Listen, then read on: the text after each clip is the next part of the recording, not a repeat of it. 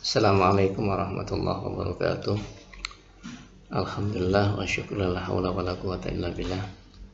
Anak-anakku, bagaimana kabarnya hari ini? Sehat bukan? Alhamdulillah. Kita ikuti video pelajaran pendidikan agama Islam tentang penyembelihan hewan.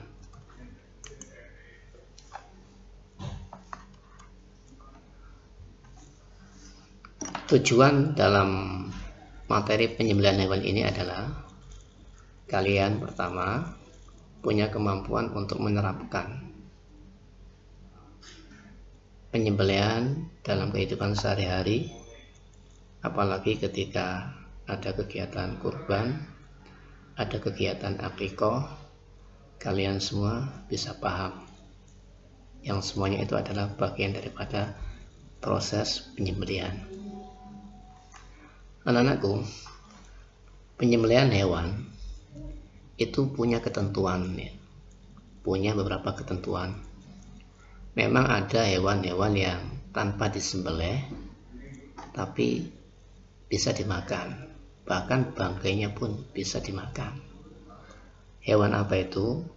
Itu adalah ikan dan belalang. Itu. Jadi yang dimaksud dengan penyembelihan hewan di sini adalah hewan yang halal, yang ketika mau dikonsumsi harus melalui proses penyembelihan. Pertama ketentuannya adalah kalian harus tahu definisinya dulu. Apa itu penyembelihan? Kemudian tentang ketentuan penyembelihannya bagaimana? Cara pelaksanaan penyembelihannya bagaimana? Kemudian hal-hal yang terkait dengan penyembelihan bagaimana? Itu akan dibahas dalam bab penyembelihan ini.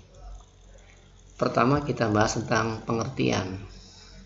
Dalam bahasa Arab, kata sembelihan berasal dari kata zakah atau bisa disebut dengan zabihah, sembelihan.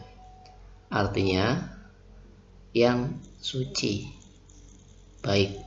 Maksudnya bagaimana? Maksudnya adalah binatang yang disembelih menurut syara adalah binatang yang suci dan halal dimakan. Itu pengertian menurut bahasa. Sementara menurut istilah, penyembelihan itu adalah menyembelih hewan. Artinya melenyapkan ruh binatang agar halal dimakan sesuai dengan ketentuan yang berlaku. Kita ambil sebuah dalil yang erat kaitannya dengan masalah penyembelihan, yaitu Al-Quranul Karim, Al-Ma'idah ayat 3. A'udzubillahi minasyaitonirrajim. Bismillahirrahmanirrahim. Hurrimat 'alaikumul maitatu wad-damu wa lahmul khinziri wa ma uhilla li ghairillahi bih wal munkhaniqatu wal mawqudatu wal mutaraddiyatu wal natiha wa ma akala as-sab'u illa ma dhakkaitum wa ma dzubiha 'alan nusubi wa an tastaqsimu bil azlam dzalikum fisq. Hurrimat 'alaikumul maitah, diharamkan atas kalian semua bangkai.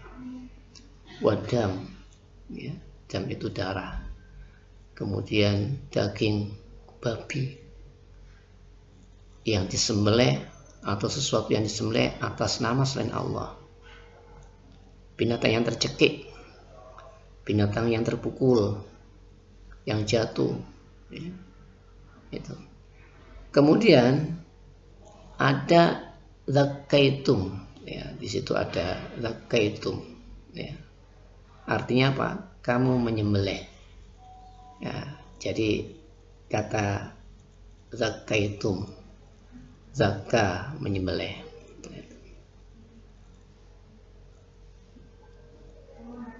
Kemudian yang nomor 2, ketentuan penyembelihan. Orang yang menyembelih hewan harus tahu ketentuannya tentang syarat rukunnya. Syarat rukun penyembelihan itu, 1, dia harus menyembelih adalah orang yang Islam atau ahli kitab. Siapa ahli kitab itu? Ahli kitab itu adalah mereka yang mengimani kitab-kitab sebelum Al-Quranul Karim. Kitab-kitab Allah itu diimani sebelum adanya Al-Quran. Seperti apa? Taurat, Zabur, Injil. Dia yakini atas kebenarannya Allah sebagai Tuhan dan nabi-nabi sebagai utusannya, itu dibenari. Itu ahli kitab. Kemudian hewan yang disembelih itu adalah hewan yang halal. Selain itu tadi, selain bangkai dan ikan, tanpa disembelih sudah secara otomatis.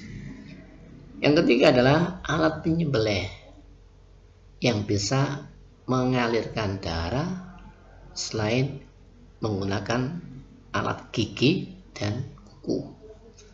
Nah, itulah syarat dan rukun untuk pelaksanaan penyembelihan. Di samping itu, dia harus tahu bahwasanya ada beberapa kewajiban dalam menyembelih. 1. Binatang yang disembelih itu harus mengena pada pangkal lehernya. Kalian bisa lihat pada gambar itu. Kemudian memotong bagian tenggorokan atau jalan pernafasan. Pastikan yang dipotong itu adalah keluarnya nafas, sehingga ketika disembelih nafas sudah hilang. Jangan lupa yang nomor 3 adalah waktu menyembelih menyebut nama Allah. Itu kewajiban dalam menyembelih hewan. Di samping itu ada sunnah menyembelih. Yang pertama, tajamkan alat sembelihnya, harus tajam. Karena apa? Kalau nggak tajam nanti juga termasuk menganiaya hewan. Yang nomor 2, menyembelih dan hewan menghadap ke arah kiblat. Jadi penyembelih dan hewannya diarahkan menghadap kiblat. Nomor 3, binatang yang disembelih rusuk kirinya diletakkan di sebelah bawah. Jadi rusuk kirinya hewan itu diletakkan di sebelah bawah. Yang nomor 4, jangan lupa membaca Bismillahirrahmanirrahim, membaca sholawat. Kemudian menyembelih di pangkal leher. Jadi penyembelih itu posisinya berada di pangkal leher. Kemudian yang terakhir adalah memutus 2 urat nadi. Pastikan dalam proses penyembelihan itu 2 urat nadinya sudah terputus. Sekarang masuk pada hal-hal yang makruh dalam menyembelih. Ya. Apa itu makruh itu? Makruh itu tidak disukai, dibenci. Tinggalkan hal-hal yang makruh itu. 1. Menyembelih sampai putus kepalanya. Nomor 2, menyembelih dengan alat yang tidak tajam. Kemudian memukul kepala hewan. Kemudian hanya memotong 2 urat selain kerongkongan tadi itu. Jadi ini ketentuan ketika kita mau melaksanakan penyembelihan. Cara pelaksanaan penyembelihan hewan tadi, binatang ternak, jika binatang ternak itu jinak, maka penyembelihannya dilakukan harus pada leher binatang itu, karena posisinya hewan dalam penguasaan penyembelih. Dan yang kedua, binatang liar, binatang yang lepas liar, yang tidak bisa ditangkap oleh penyembelih. Nah, kemudian bagaimana cara penyembelihannya? Cara penyembelihan hewan liar ini adalah dengan cara menyembelihkannya dapat dilakukan dengan bagian mana saja, baik itu leher, perut, atau anggota yang lain, asalkan binatang tersebut mati disebabkan karena luka yang kita lakukan. Dan itu binatang tersebut mati karena perbuatan yang kita lakukan tadi itu, bukan karena luka faktor lain. Jadi penyembelihan hewan atau binatang liar itu cukup dilakukan dengan cara apapun, yang penting hewan tersebut luka kemudian tertangkap. Ya, kemudian kalau luka tertangkap masih hidup, masa kita sembelih. Itu andaikan dia mati, ya sudah cukup, itu sudah menjadi sah. termasuk cara penyembelihan binatang liar.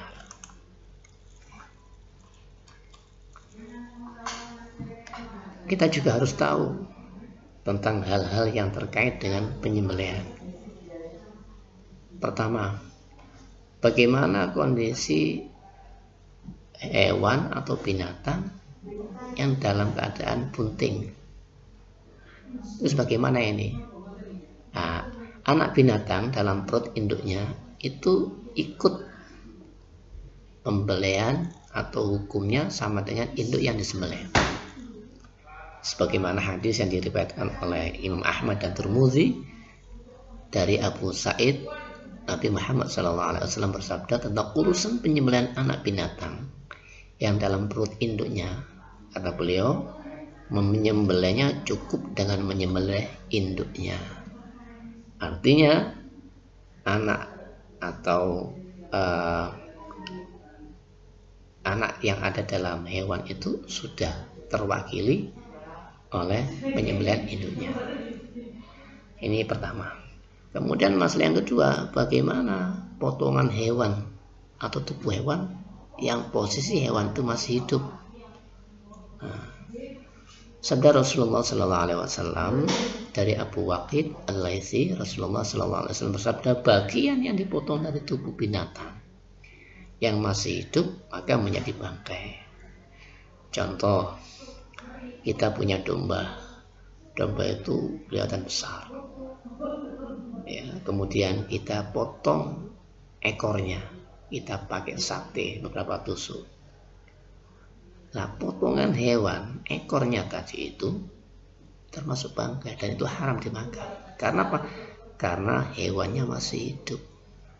Itu. Nah, masalah lagi, bagaimana berburu dengan binatang? Nah, ini berburu dengan binatang yang bertaring atau berkuku tajam, hukumnya halal dan boleh dimakan. Jadi berburu menggunakan hewan apa saja bisa, hewan apa saja bisa, baik itu hewan yang tanda kutip hewan yang dilarang dimakan, misalnya anjing, tidak apa-apa, ya, tidak apa-apa. Namun harus memenuhi syarat. Pertama, binatang itu adalah binatang yang terlatih.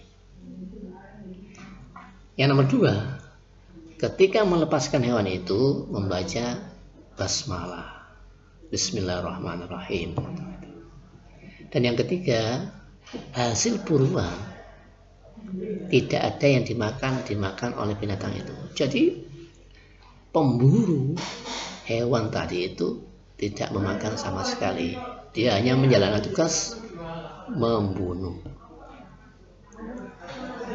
Andaikan kemudian dimakan oleh pemburunya, maka hewan ini tidak sah dimakan.